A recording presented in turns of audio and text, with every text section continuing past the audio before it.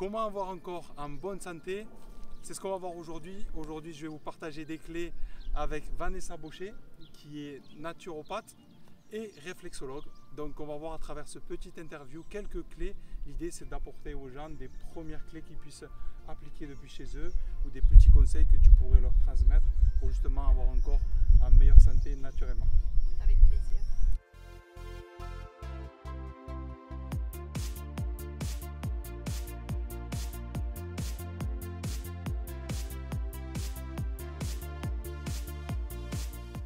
Voilà.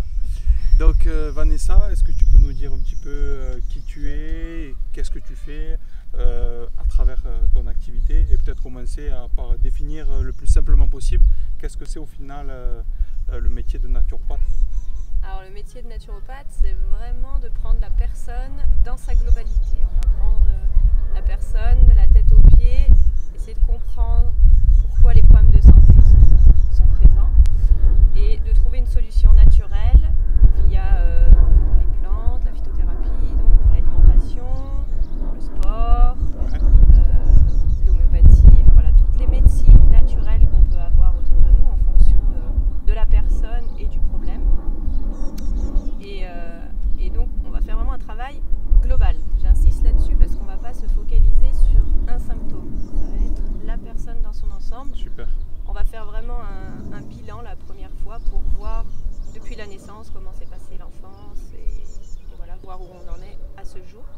Et après on met en place un protocole, on va dire, en fonction de la personne qui est adaptable à tout moment en fonction des ressentis de la personne. Le but c'est vraiment que la personne se sente à l'aise avec ça. Pas que ce soit trop rempli de frustration,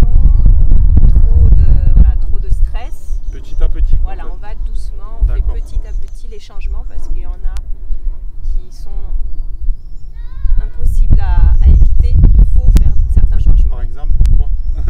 Au niveau alimentaire, si on a beaucoup d'inflammation, on va éviter tout ce qui est produits laitiers déjà, au moins déjà dans un premier temps. On peut réintroduire occasionnellement si vraiment c'est quelque chose d'important pour la personne.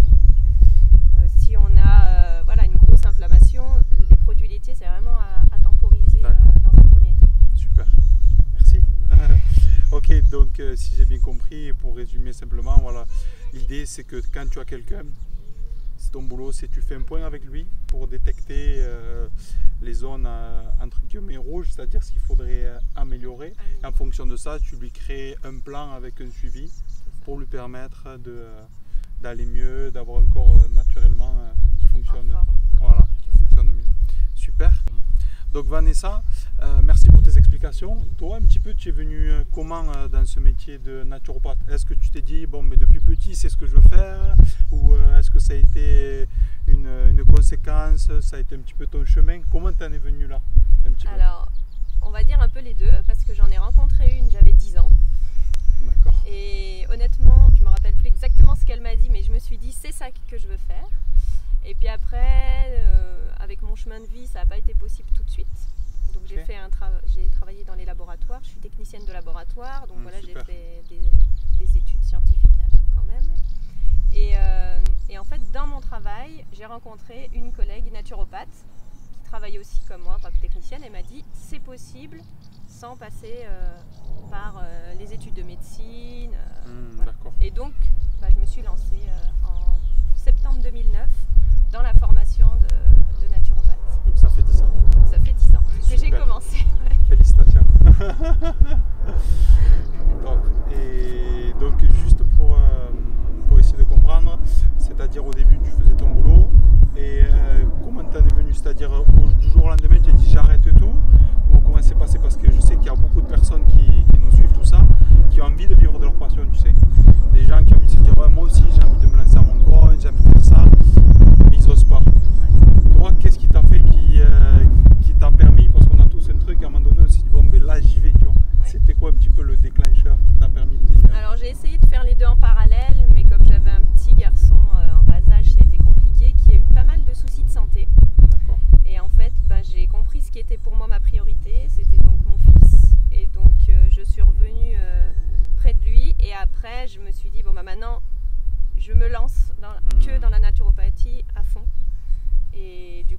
je peux aussi prendre soin de lui et être vraiment à l'écoute aussi de ses besoins, surtout au niveau alimentaire. On a dû faire des gros changements, ce qui fait que d'être dans certaines structures, c'était compliqué pour avoir l'alimentation qui lui convenait.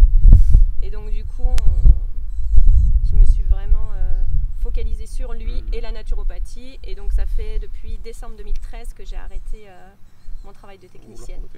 D'accord, super, super. Et la naturopathie, tu l'as appliquée pour ton fils? Comment ça s'est passé en fait? Ça s'est fait naturellement pour toi ou c'est quelque chose qui t'a permis de creuser dans ce sujet-là pour aider ton fils? Alors dans un premier temps, j'avais certaines choses sur lesquelles j'ai appliqué tout de suite. D'accord. Et puis toi, après, par exemple, si, les produits laitiers, j'ai fait attention à ça parce que il adore ça pourtant, mais je savais que c'était justement très inflammatoire. Et voilà. Et mon fils par exemple, il n'a jamais fait d'otite, tout ça il connaît pas. D'accord. Angine-otite, par contre il avait quand même des problèmes pulmonaires et il faisait des convulsions fébriles. D'accord. Et donc du coup, après je me suis fait aider par une pédiatre homéopathe. Parce que quand on a le côté émotionnel avec son enfant, c'est pas forcément évident de travailler avec l'enfant. Et donc du coup, on a aussi travaillé sur tout ce qui était produits surtout transformés et remplis de gluten qu'on a actuellement.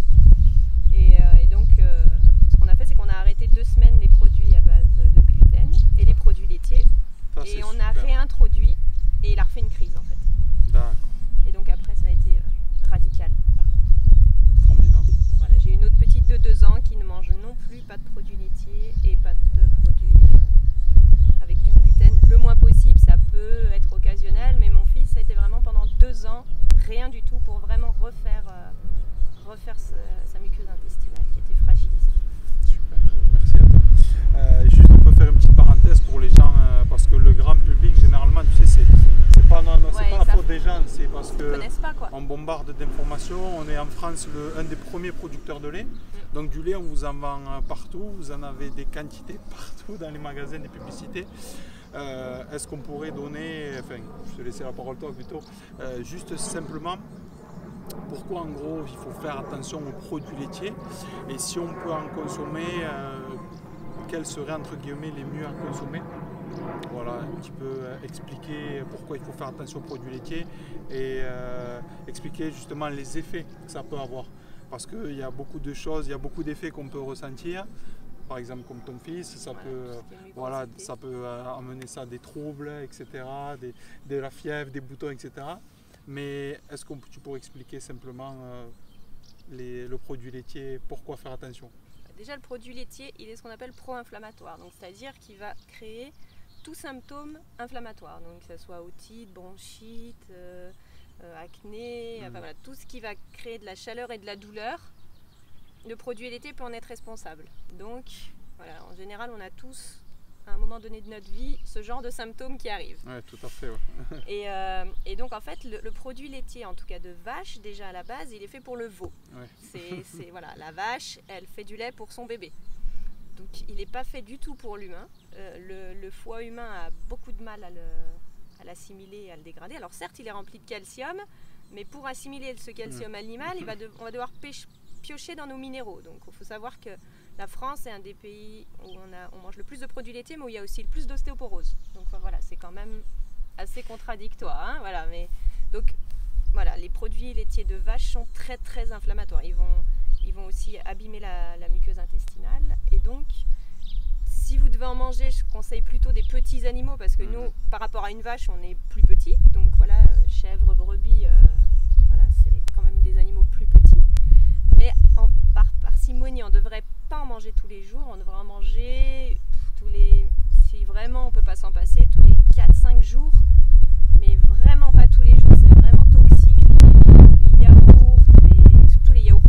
Si vous aimez le fromage, je dirais que c'est le seul produit laitier que je conseille, on va dire, pour quelqu'un qui adore ça. Mais les yaourts, je les bannis. Moi, mes enfants, ils n'en mangent pas. C'est vraiment quelque chose que pourtant mon fils, il aime. Hein. Alors, même de yaourt, temps en temps, brebis. Ça arrive occasionnellement qu'il en ait un. Voilà, de temps en temps. Mais il faut que ça reste quelque chose d'exceptionnel. C'est vraiment pour le plaisir. C'est pas juste pour se remplir. C'est ça que je veux dire. On peut se remplir avec des fruits, ça c'est bien. Ça. Ou des légumes. Ça me fait penser, tu sais, moi sur ma chaîne, j'ai beaucoup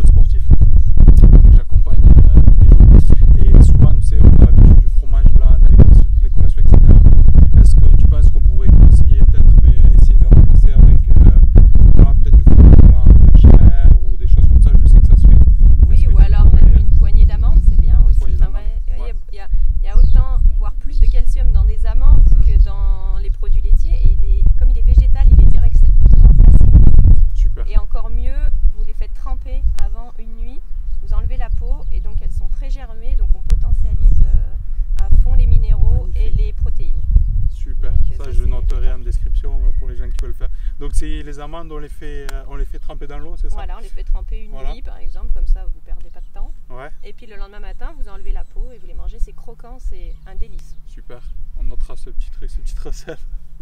Nickel. Donc ok, c'était pour faire une petite parenthèse pour les produits laitiers. Top. Maintenant, quel type de personne, parce qu'il y a des gens qui vont se dire ok c'est super, moi aussi j'ai peut-être envie de prendre soin de mon corps plus naturellement, ça m'intéresse de manger mieux, etc. Ça m'intéresse de faire attention aux produits laitiers, mais concrètement, comment je dois faire? Est-ce que tu conseillerais de venir voir un professionnel comme toi, ou est-ce que tu conseillerais que la personne, elle essaye de faire toute seule? Vraiment la personne qui a envie d'avancer aujourd'hui et de se dire ok c'est bon, j'en ai assez de peut-être prendre trop de médicaments parce que je vois les conséquences que ça peut avoir secondaires. Quelqu'un qui a envie d'aller mieux, qu'est-ce que tu peux le conseiller? Alors, je suis un peu entre les deux. Moi, on peut faire seul, ça prendra plus de temps parce qu'on ne va pas forcément aller dans la bonne direction. Donc voilà. Après, en tant que naturo, on peut se tromper aussi, hein. Ça, je ne dis pas le contraire. Des fois, ça prend de toute façon du temps de laisser le corps se réhabituer à s'auto-réguler et s'auto-guérir. Parce que nous, en tant que thérapeute, on ne fait rien, c'est le corps qui fait. On aide le corps, mais après, c'est vraiment le corps qui a cette force en lui, hein. Donc la personne, elle peut essayer. Moi, j'ai essayé. Honnêtement, pour mon fils, typiquement, j'ai essayé, mais j'ai eu besoin quand même d'aide. Voilà, donc aussi au niveau, des fois on a des doutes, on se dit mais est-ce que je suis sûre, est-ce que c'est vrai, est-ce que c'est là, est-ce que je suis sur le bon chemin? Donc en fait, le fait d'être avec un professionnel, ça peut nous enlever ces doutes et nous rassurer. Voilà, c'est surtout ça. Après, je veux dire, si vous avez envie d'arrêter les produits laitiers, vous pouvez le faire, vous n'avez pas besoin de moi pour le faire. Je veux dire, vous pouvez faire un test, arrêter 3 semaines, un mois, voir comment vous vous sentez au niveau articulaire, au niveau digestion. Puis le manger, si vous en mangez vraiment que vous ne pouvez pas vous en passer, moi je le conseille aussi sans sucre.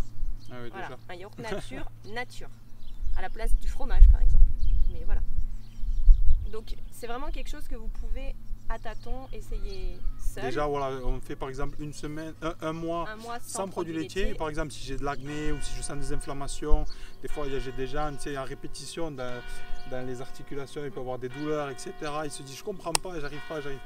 Déjà je pense que ça peut être une bonne clé. Essayer pendant un mois, faire un sevrage de produits laitiers. Ça va très vite, hein. Moi pour vous raconter une anecdote, on était parti en Chine avant que je commence ma formation de naturopathe avec mon compagnon. Et lui, il adorait les produits laitiers, sauf qu'en Chine, il n'y en a pas. Il n'y a pas de pain et il n'y a pas de produits laitiers. C'est pas mal. Hein. Donc on n'en a pas mangé pendant 2 semaines. Et en revenant, il se met accroupi. Il me dit oh, mais c'est fou, je craque plus, j'ai plus mal quand je me mets accroupi. Donc vous voyez, en 2 semaines, on peut déjà avoir des résultats. Il avait au genou des douleurs. Ouais, quand il se mettait accroupi, il sentait ou ça craquait ou ça, voilà, ça lui faisait mal. Et là, il se baisse, il se lève. Je lui dis mais qu'est-ce que tu fais? Il me dit mais j'ai plus mal, j'ai plus rien. Donc voilà, on peut avoir, si on s'arrête totalement, et après il faut faire attention parce que dans beaucoup de produits transformés, il y a du lait aussi. Donc voilà, c'est vraiment, si on veut vraiment faire les choses à fond, il faut éviter, regarder les étiquettes et éviter certains produits pour éviter d'avoir le lait qui bloquera un peu vraiment cette élimination. Super. Top pour la petite anecdote, et je pense qu'on a tous des petits trucs comme ça, on se reconnaît dans ça, donc c'est cool. Maintenant quelque chose que je pense c'est, ok on a fait un point un petit peu, on a élargi tout ça, toi généralement depuis 10 ans, quel est le type de clientèle qui vient te voir? Par exemple, il y a quelqu'un qui nous regarde, qui dit ok moi j'ai pas peut-être des problèmes articulaires, ça va, j'ai pas de boutons, quelles sont les causes que tu as l'habitude peut-être de soigner?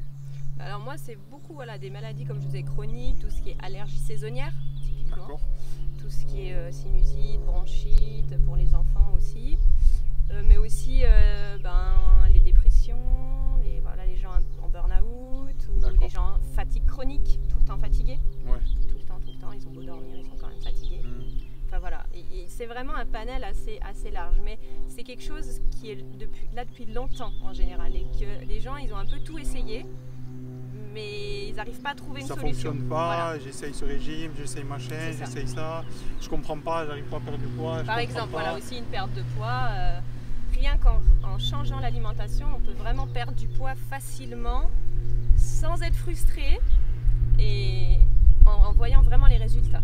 Sans faire de régime. Sans faire de régime, exactement. Tu aurais un exemple de quelqu'un que tu as pu accompagner? Oui, j'ai accompagné une personne en surpoids et qui a perdu 15 kilos en 5 mois, rien en faisant pas de sport et zéro sport et de la marche 5 minutes par jour, quoi. Donc j'appelle pas ça du sport.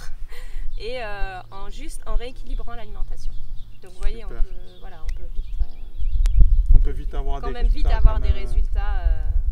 C'est sûr, comme on dit, nous dans notre domaine aussi, les gens veulent avoir tout de suite, mais déjà si on refait un rééquilibrage alimentaire, comme les gens que je peux accompagner, c'est toujours 70% des résultats. Après, c'est l'activité adaptée à chacun. Et puis généralement, rien qu'avec ça, déjà, il y a beaucoup de choses qui vont mieux. Carrément, je suis complètement d'accord avec toi. Super. Ok, super Vanessa, merci pour tes explications. Donc tu es naturopathe, mais aussi réflexologue. Donc généralement, c'est vrai qu'aujourd'hui dans la masse, c'est des choses qu'on n'a pas l'habitude d'entendre. Tu sais, quand on ne va pas bien, on entend le médecin généraliste, voilà, des choses comme ça. Mais tu es réflexologue, est-ce que ça apporte quelque chose en plus à la naturopathie, si tu dis qui vient faire le lien, ou c'est quelque chose de complètement différent? Alors ça fera le lien parce que grâce à la réflexologie, on va permettre au corps de retrouver un équilibre. D'accord. Ce qu'on appelle l'homéostasie, c'est un mot un peu magique. Ouais, voilà, qui s'appelle l'équilibre du corps, en fait, l'homéostasie du corps. Donc en fait, le corps va prendre ce qu'il a besoin. On va faire une séance de réflexologie et le corps va vraiment prendre ce qu'il a besoin de la séance. S'il a besoin d'être activé, ça va donner de l'énergie. S'il a besoin de se poser, ça va donner envie de se reposer. Et ça va vraiment redonner un élan au corps pour l'élimination, justement. Donc quand on est en changement alimentaire, il y a des choses qu'on aura besoin d'éliminer. Et donc la naturopathie sera là et pour détendre aussi. Parce que c'est, malgré tous les grands changements alimentaires, c'est un grand changement de vie. Et du coup, la réflexologie va accompagner la naturopathie dans ce cadre-là pour la détente. Magnifique. Donc concrètement, ça se passe comment? C'est par exemple une séance on a compris la naturo. Est-ce que c'est être naturopathe? Mais réflexologie, ça se passe comment? C'est quoi? C'est un massage? Ça se passe? Oui, c'est ça. La personne se met soit assise, soit allongée. Et en fait, moi, je fais surtout plantaire, donc c'est les pieds. Après, si les gens n'aiment pas, je peux faire les mains. Ça marche très très bien aussi, palmaire. Mais voilà, moi je suis surtout sur ces deux zones du corps et vraiment on ressent une vraie détente. Moi, pour une autre anecdote, j'ai ma maman qui avait des soucis de transit depuis des années et depuis que je la masse, depuis 10 ans que j'ai commencé ma formation, je la masse en réflexo, ça va beaucoup mieux et elle a trouvé du coup des petites astuces pour se masser certaines zones pour elle s'aider en fait. Donc ça aussi, quand les gens viennent, moi mon objectif c'est vraiment que les gens ils deviennent autonomes, c'est pas qu'ils soient dépendants de moi. J'ai 2 enfants, ça me va bien. Donc voilà, l'objectif c'est vraiment de rendre les gens autonomes. Donc moi je les vois, on va dire sur 6 mois à peu près. Et après à la demande.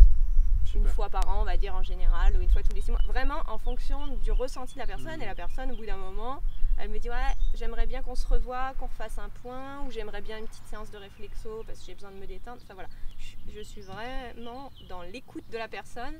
Je suis pas dans le... Tu fais au cas par cas, c'est-à-dire c'est ça, ça dépend de la demande. Il y a des gens qui ont besoin d'être plus soutenus, plus longtemps, plus suivis parce que ça les rassure. Des gens qui sont plus vite indépendants. Donc c'est vraiment au ressenti de la personne et j'attends. J'ai un petit protocole les premiers temps. Il faut quand même qu'on se voit pour mettre en place. Mais après, c'est vraiment à la demande de la personne. Super. Du cas par cas. Du cas par cas. Quand on est passionné, c'est ce qu'on fait. C'est ça, c'est justement la différence entre naturopathe et médecin, c'est que le médecin, pour toutes les otites, il va donner un antibiotique. Pour toutes les angines, il va donner ça. Nous, pour une angine, je ne vais pas forcément donner le même remède. Pour 2 personnes qui auront quand même une angine, par exemple la streptocoque, je ne donnerai pas le même remède, parce que ça dépendra du terrain de la personne. Et je m'adapterai aussi à ce qu'elle est capable. Par exemple, elle peut pas prendre de gélules ou ce qui est liquide, ça la dégoûte. Enfin voilà, vraiment, on va s'adapter à la personne pour que ça soit le plus facile aussi pour elle de se prendre en charge parce que c'est pas forcément évident. C'est clair, super, ça m'a fait penser, c'est pas pour dire si c'est mieux ou c'est moins bien, etc. Mais par exemple, tu as pris l'exemple d'une grippe, c'est ça? D'une angine. angine. D'une angine, voilà, allez, d'une angine, voilà. Donc, admettons, j'ai une angine, je vais voir mon médecin généraliste et je vais te voir à toi un petit peu quelle va être la différence. C'est-à-dire, par exemple, un va me donner des antibiotiques parce que je sais qu'encore dans la tête des gens, tu sais, on croit que l'antibiotique c'est formidable, ça va me soigner, ça va être top pour mon corps. Et par exemple, avec toi, si on vient te voir pour ça, comment ça va se passer? Quelles vont être un peu les différences?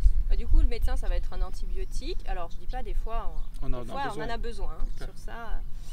Mais après, ça va abîmer la flore et on va avoir d'autres soucis secondaires. C'est ça un peu. On aura vite plus mal à la gorge, mais on aura vite des effets secondaires. Moi, je vais plutôt aller sur des sprays à base de certaines plantes au niveau de la gorge, ou de l'homéopathie aussi.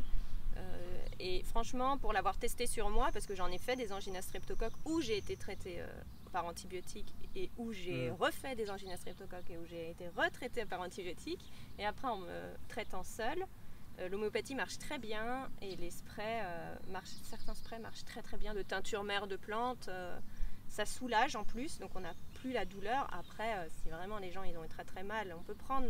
Le problème du médicament, il va couper un peu l'énergie du corps pour se guérir.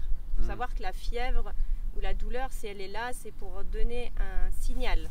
Donc si on le cache, on oublie le signal. Donc le but en naturopathie, c'est de trouver le signal et d'éviter qu'il revienne en ayant une hygiène de vie qui évite que le symptôme revienne. Ah, c'est pas juste pour masquer. C'est ça. C'est un petit peu, voilà, bon, j'ai mal à la tête, je prends un Doliprane, hop, ok, ça va mieux. Mais au final, si on ne va pas chercher à comprendre pourquoi ce mot de tête a pu venir, au final, on n'enlève jamais la racine, quoi. Voilà, c'est ça. Et puis aussi de se dire, j'ai mal à la tête, ok, mais j'ai besoin de repos. Ouais. Souvent les gens, j'ai pas le temps, donc je prends un cachet vite, il faut que je retourne faire ça. Non, de s'octroyer ces temps de repos qui sont aussi essentiels pour le nettoyage du corps et l'équilibre du corps. On a besoin de dormir, c'est très important, de se reposer et de dormir. Tout à fait. Ouais, c'est vrai, j'ai eu justement une étude qui disait que si généralement on ne dort pas bien la nuit, tu vois, on conseille entre 7 et 8 heures, si on ne dort pas bien, qu'on a le sommeil coupé, etc., et généralement le lendemain on va vouloir consommer beaucoup plus de calories. Tu vois, c'est un cercle. Et ils expliquaient ça, si j'ai un mauvais sommeil, le lendemain en moyenne je vais manger 500 calories en plus. Donc en fait, et ça explique tout ce processus là, tu vois, que les gens ne mangent pas très équilibré, dorment pas très bien, on complète pour masquer les effets. Et enfin, moi je parle de ça parce que j'accompagne beaucoup de personnes qui sont ça, dans ce schéma là, tu vois. Et le fait de les restructurer au niveau alimentaire, avec un peu de sport, déjà ça commence à aller mieux. Par exemple le soir on se pose, on a envie de son petit carré de chocolat, tout ça c'est aussi c'est la fatigue. Si on se dit non je vais me coucher, en général on s'endort direct et on n'a pas besoin. Mais après voilà, je dis pas qu'il faut jamais le faire. Tout à fait. Il faut rester voilà. Mais d'être à l'écoute de son corps. Moi c'est ça que j'essaye de sensibiliser les gens aussi pour apprendre à s'écouter soi, à avoir ses ressentis. Parce qu'on l'a plus maintenant. J'ai mal, je prends ça, j'ai mal, je prends ça, et c'est tout. On se dit pas, mais j'ai mal, mais peut-être je suis fatiguée, j'ai besoin de prendre soin de moi en ce moment, de me poser. Et c'est vraiment ça, le message que j'ai envie de faire passer, c'est le retour à soi, et prendre soin de soi et de son intérieur. Vous videz vos poubelles, hein, donc faut nettoyer aussi l'intérieur, c'est pareil. C'est exactement ça. Merci à vous d'avoir visionné cette interview. J'espère que vous avez appris des choses importantes pour booster votre énergie et votre santé. Je vous invite à laisser vos commentaires. Si vous avez des questions et de certaines pathologies, n'hésitez pas à laisser vos commentaires sur Facebook ou sur YouTube. Avec Vanessa, on se fera un plaisir de vous répondre. Je vous dis à très vite. Pensez à vous abonner à ma chaîne YouTube, activez la petite cloche et vous allez recevoir chaque jour vos coachings pour booster votre vie. En plus de ça, vous allez voir dans le lien de la description, ici et ici, en fonction de si vous êtes sur YouTube ou Facebook, le lien direct pour entrer en contact avec Vanessa. On avance ensemble, à très vite.